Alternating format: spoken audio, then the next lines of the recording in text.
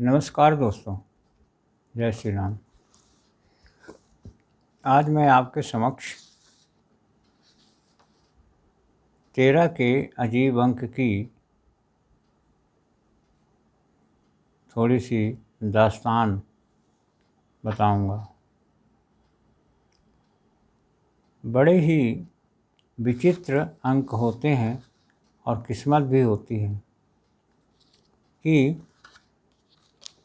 कभी कभी कोई अंक किसी किसी के लिए बहुत ज़्यादा फायदेमंद हो जाते हैं और किसी किसी के लिए कोई अंक नुकसान करते हैं।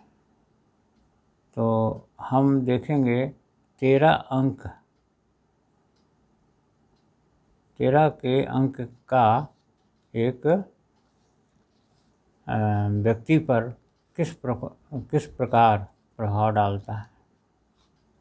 देखिए, अब इसमें संयोग की बातें हैं, तो इसे आप देखिए।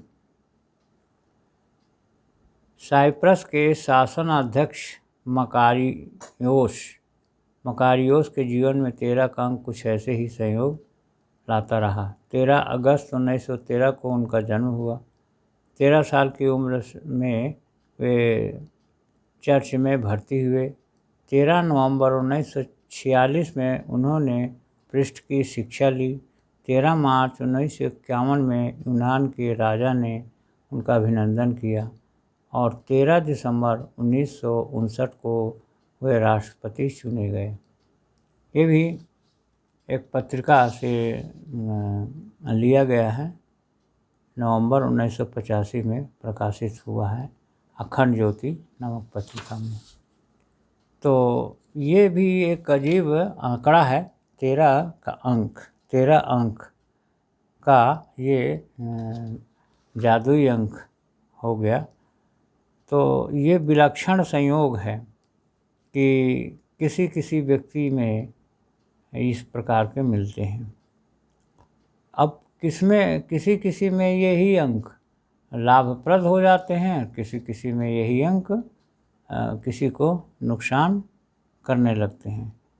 तो अब ये तो कुछ समझ नहीं आता ये किस प्रकार होता है।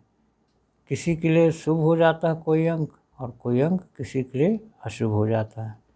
तो ये तो बड़ा विचित्र है, लेकिन ये पुनरावृत्ति कई एक अंकों की हुई है।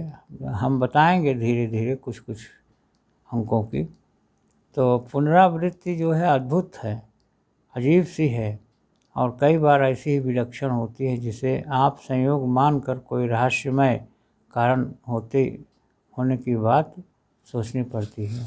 तो ये सब अंक हैं, कभी 13 का अंक हो गया, कभी किसी का अंक हो गया, कोई 9 का अंक हो गया, कोई 5 का अंक हो गया।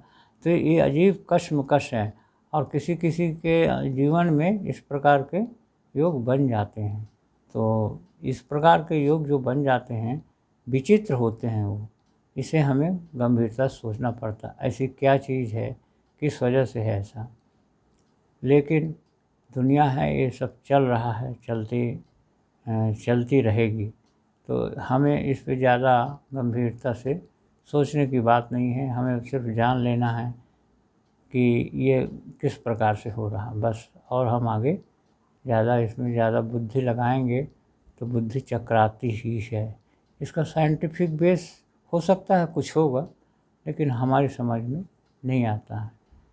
अब ये क्यों ऐसा होता है, क्या रीज़न है, ये तो भविष्य अब उसके गर्भ में है कि क्यों ऐसा होता है। तो अब इसके बारे में हम ज़्यादा कुछ जानते नहीं हैं, ज़्यादा हम बता भी नहीं सकते, ज़्यादा हम इसको समझने हम सोचते हैं, समझने की कोशिश भी करते हैं, लेकिन ये समझदारी बड़ा अजीब सी हो जाती है, इस प्रकार की समझदारी। तो यहीं से हम वीडियो को एंड करेंगे। इसको सोचिए, समझिए बस। और सभी को दिल से धन्यवाद। वीडियो को लाइक करिए, शेयर करिए, सब्सक्राइब करिए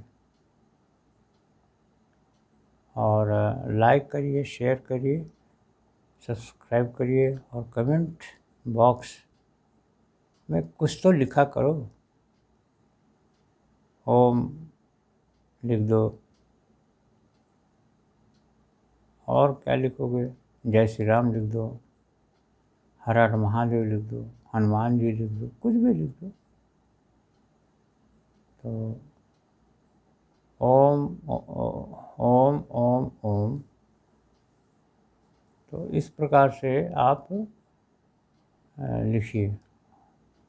ओम शांति शांति शांति सर्वरिष शांतिर्भवतु। ओम ओम ओम ओम।